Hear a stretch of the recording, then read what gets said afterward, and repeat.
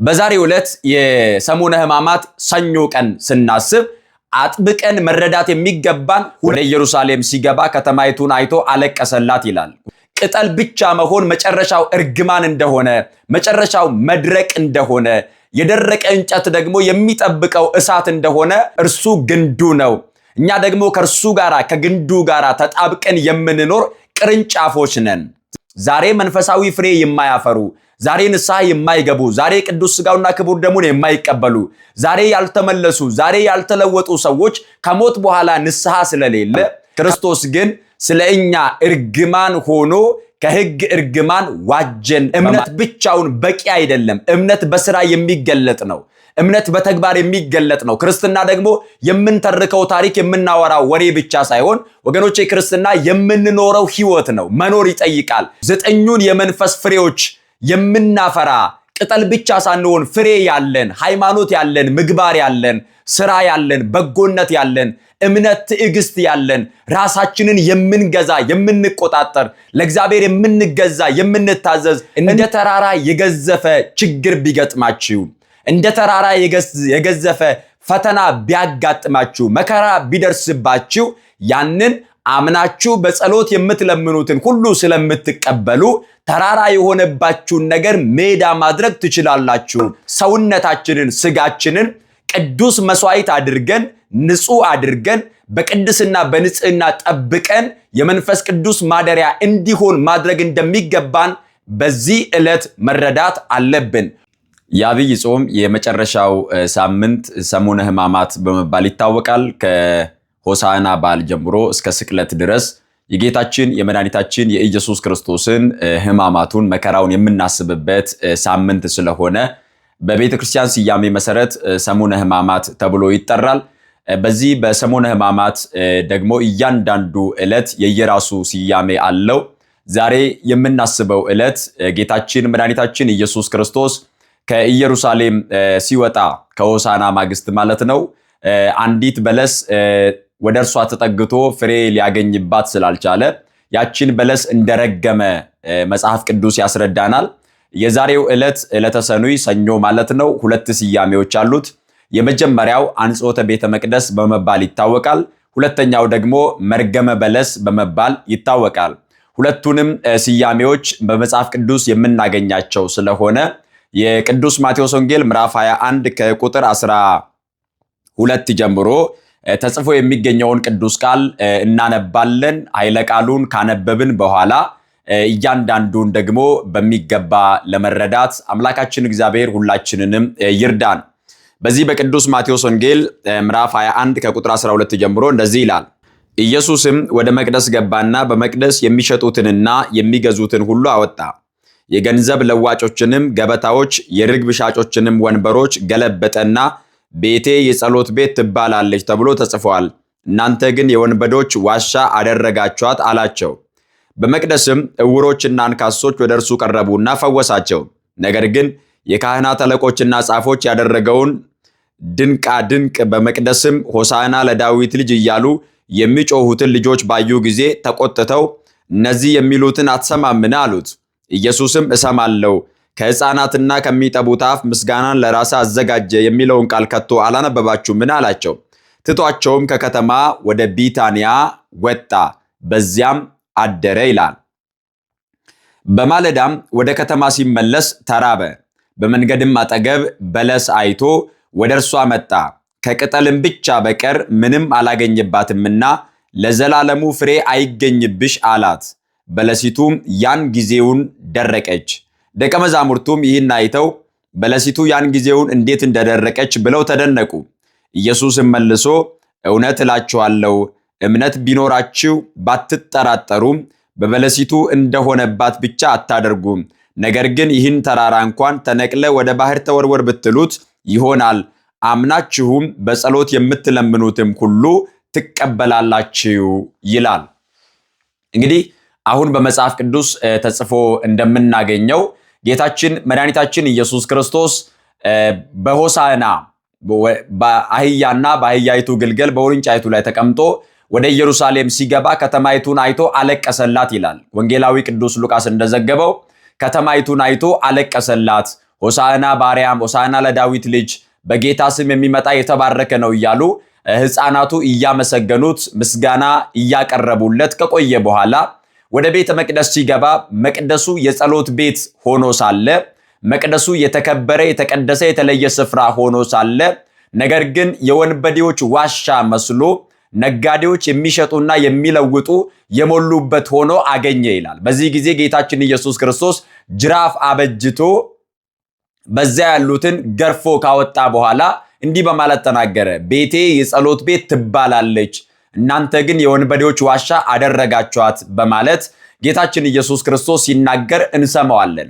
ይኸውላችሁ ቤተ መቅደስ የተባለው በመጀመሪያ ያ ጌታችን መድኃኒታችን ኢየሱስ ክርስቶስ ርግብ ሻጮችንና ለዋጮችን ወንበራቸውን ጠረጴዛቸውን ገልብጦ እነዚያን ነጋዴዎችን ካስወጣ በኋላ ገንዘብ ለዋጮችንና የርግብ ሻጮችን ወንበራቸውን ገበታቸውን ገልብጦ ከዚያ ከመቅደስ ካወጣቸው በኋላ ቤቴ የጸሎት ቤት ትባላለች፣ እናንተ ግን የወንበዴዎች ዋሻ አደረጋችኋት በማለት የተናገረውን ቃል ስንመለከት መጀመሪያው መነሻው ለዚያ ቤተ መቅደስ ቢሆንም ፍጻሜው ግን ለሁላችንም የተነገረ ቃል ነው።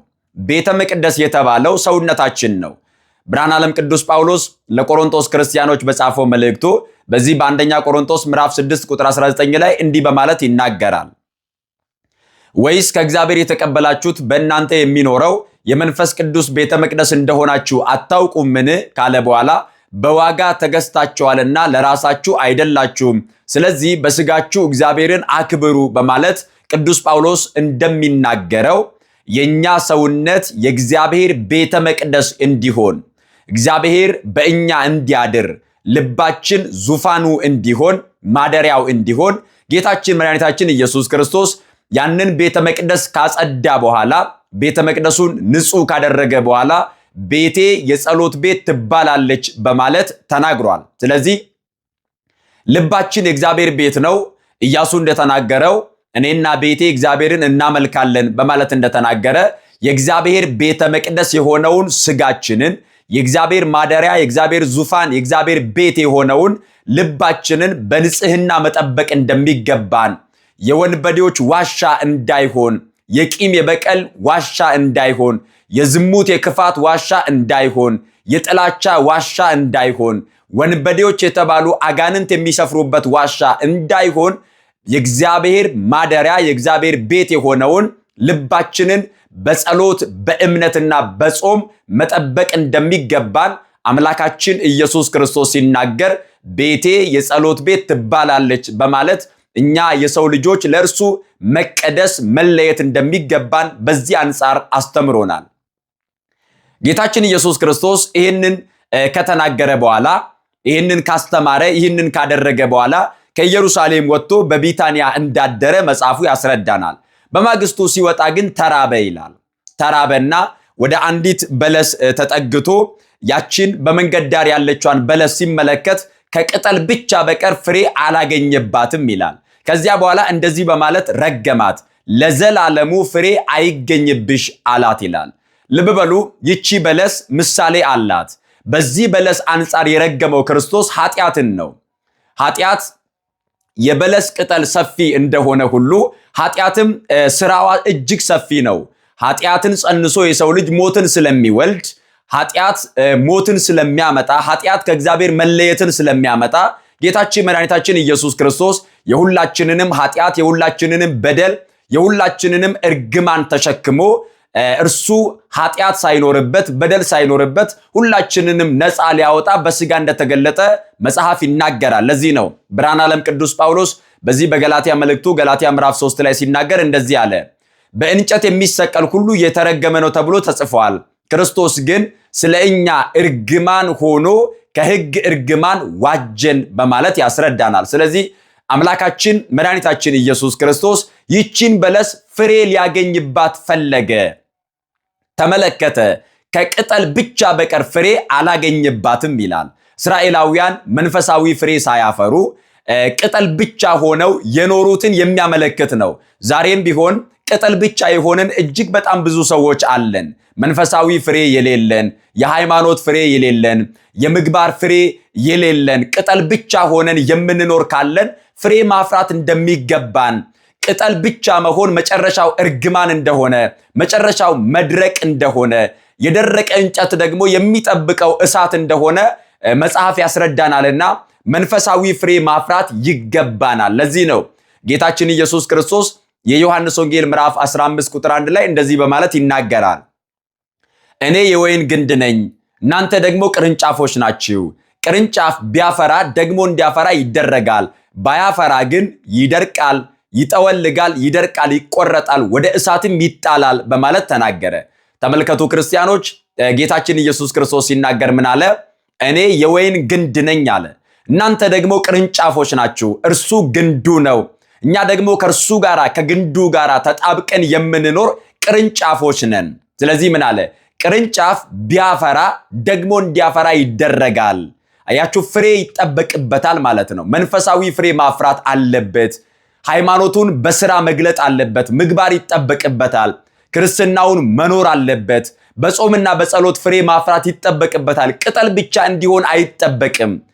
ጌታችን ኢየሱስ ክርስቶስ ቅርንጫፍ ቢያፈራ ደግሞ እንዲያፈራ ይደረጋል፣ እጅግ ብዙ ደግሞ ያፈራል አለና ባያፈራ ግን ይደርቃል አለ፣ ወደ እሳትም ይጣላል አለ። ስለዚህ ደርቆ ተቆርጦ ወደ እሳት እንዳይጣል ፍሬ ማፍራት ይጠበቅበታል ማለት ነው። ይቺን በለስ ክርስቶስ ሲመለከት ከቅጠል ብቻ በቀር አንዳችን ፍሬ አላገኘባትም። ስለዚህ ከሆሳና ማግስት ቢታንያ አድሮ በማግስቱ ተራበና ክርስቶስ ወደዚች በለስ ቀረበ።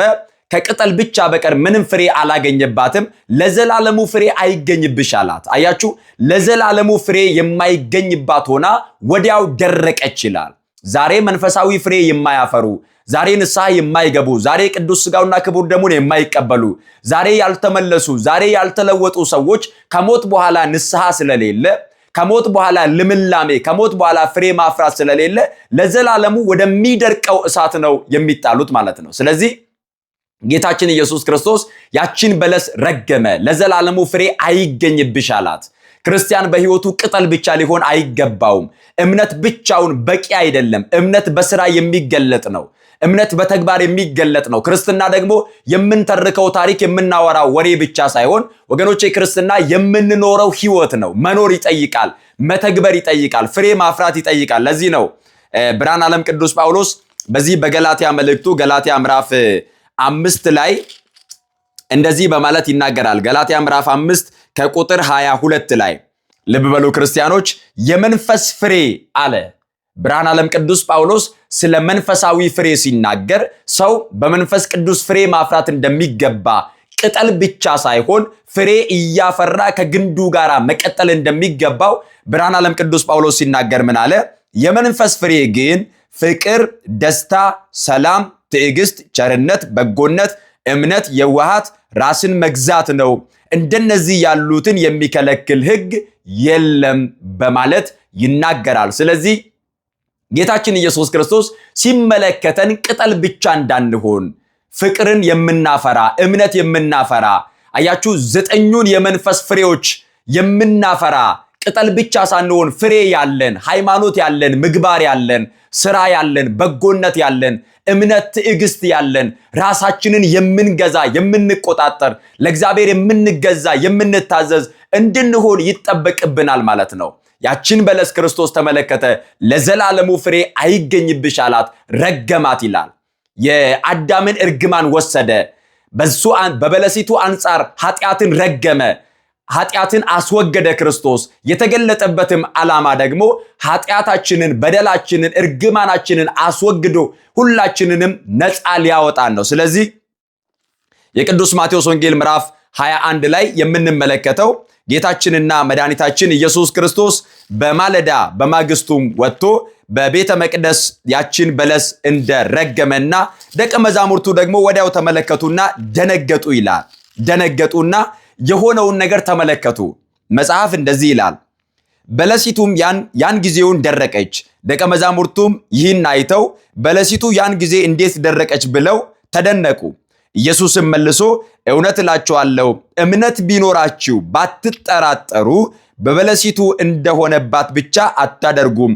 ነገር ግን ይህን ተራራ እንኳን ተነቅለ ወደ ባህር ተወርወር ብትሉት ይሆናል አምናችሁም በጸሎት የምትለምኑትን ሁሉ ትቀበላላችሁ በማለት ተናገረ።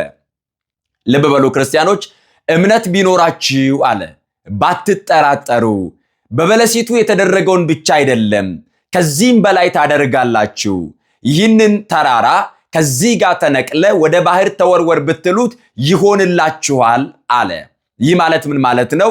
እንደ ተራራ የገዘፈ ችግር ቢገጥማችሁ፣ እንደ ተራራ የገዘፈ ፈተና ቢያጋጥማችሁ፣ መከራ ቢደርስባችሁ ያንን አምናችሁ በጸሎት የምትለምኑትን ሁሉ ስለምትቀበሉ ተራራ የሆነባችሁን ነገር ሜዳ ማድረግ ትችላላችሁ።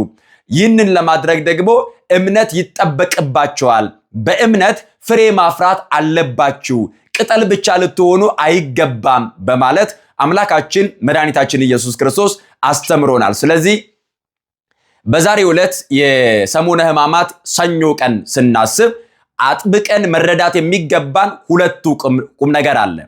የመጀመሪያው ጌታችን መድኃኒታችን ኢየሱስ ክርስቶስ ቤተ መቅደሱን እንዳጸዳ፣ የወንበዴዎች ዋሻ የሆነውን ቤተ መቅደስ ነጋዴዎች ገንዘብና ርግብ የሚለዋውጡበት፣ የሚሸጡበት፣ የሚገዙበትን ያንን የእግዚአብሔር ቤት ሆኖ ሳለ የወንበዴዎች ዋሻ የሆነውን ቤተ መቅደስ ንጹህ እንዳደረገ ሁሉ ዛሬም የእግዚአብሔር ቤተ መቅደስ የሆነውን ልባችንን፣ የእግዚአብሔር ቤተ መቅደስ የሆነውን ሰውነታችንን፣ ስጋችንን ቅዱስ መስዋዕት አድርገን ንጹህ አድርገን በቅድስና በንጽህና ጠብቀን የመንፈስ ቅዱስ ማደሪያ እንዲሆን ማድረግ እንደሚገባን በዚህ ዕለት መረዳት አለብን። ሁለተኛው ደግሞ በዛሬው ዕለት ያችን ቅጠል ብቻ የሆነችውን በለስ ጌታችን ኢየሱስ ክርስቶስ እንደረገማትና ወዲያው እንደደረቀች ስንመለከት በሃይማኖት ስንኖር፣ በክርስትናችን ስንኖር ቅጠል ብቻ ሳንሆን ሃይማኖታችንን በስራ እየገለጥን ፍሬ ማፍራት እንደሚጠበቅብን መረዳት ያስፈልጋል። ይህንን አውቀን እንድንኖር አምላካችን ቅዱስ እግዚአብሔር ሁላችንንም ይርዳን። ወስብሐት ለእግዚአብሔር። ይቆየን።